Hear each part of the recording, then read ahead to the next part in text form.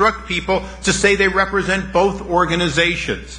Like that wouldn't be a small conflict for a nonprofit community organization that only cares about the poor. Caring about the poor and union efforts, do they really go hand in hand? I believe on this panel today, you're going to see that it's just the opposite. That ACORN not only leveraged over $53 million of taxpayers' money, but tens of millions of dollars of money extorted from banks based on, you don't want us talking bad about you, so fund our outreach, fund our ability to help the underserved get a loan. That money was unabashedly used in combination with the union and other democratic associations to, in fact, distort the very democracy we depend on. For all of us here today, the most important thing we care about is that our process be able to make a fair decision. In Massachusetts, just a matter of weeks ago, we saw a decision that was unthinkable in the polls, impossible a year ago, and determined by the people of Massachusetts. In spite of every effort to turn out unlimited Democratic votes, to exaggerate the support of a flawed candidate, Scott Brown got elected.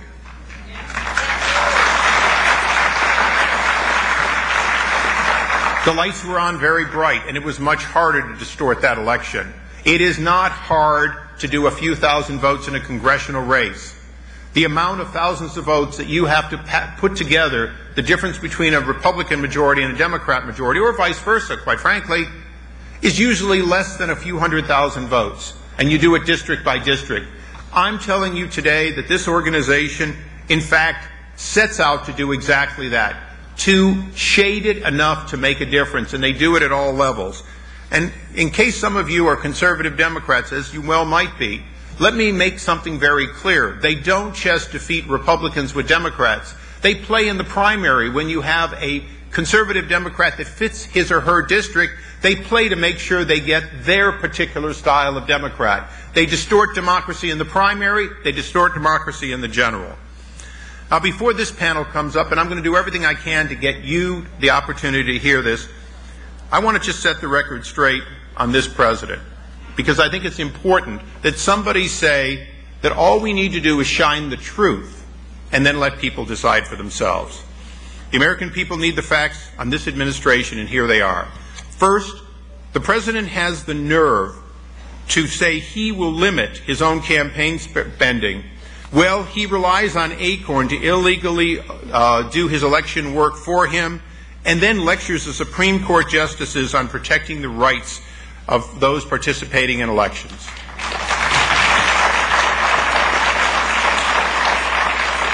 Second, to my amazement, his economic team covers up what's really happening in our economy, and in calling the shots, they actually are trying to say that their bailouts and borrowing are part of our recovery.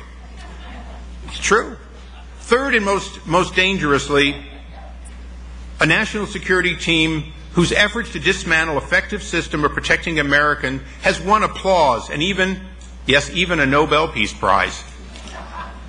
And who gave us the award? Those who have no vested interest in our security, not the American people, who know that, in fact, a prisoner of war is not tried in a Illinois or New York court. So why is an unlawful... Yeah, go ahead, please. An unlawful combatant is a prisoner of war who has violated the laws of war.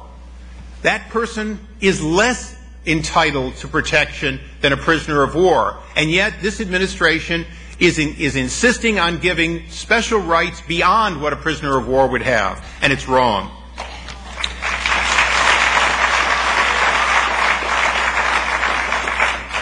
Fourth, the campaign spin team has hyped the stimulus jobs that do not exist, has called record budget deficits fiscal restraint, has pushed corrupted science to get a global warming tax, and has last and most unconscionably reached out to us saying that he wants bipartisanship in order to get a partisan advantage for a health care bill the American people have already decided they do not want.